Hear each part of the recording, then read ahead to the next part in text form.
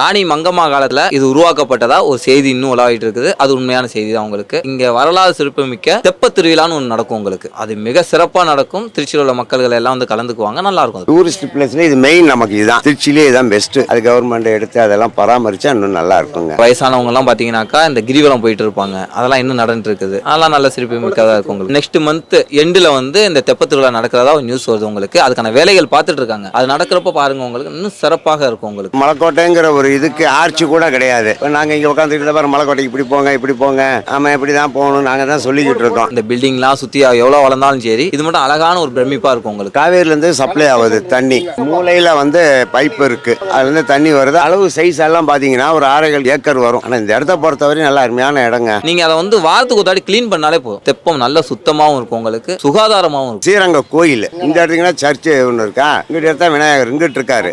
பாக்குறதுக்கு ஒரு நமக்கு அமைப்பா அமைஞ்சிருக்கு. அதை நல்லா அபிவிருத்தி பண்ணாங்கன்னா இந்த ஏரியா இன்னும் சூப்பர் ஆயிடும்.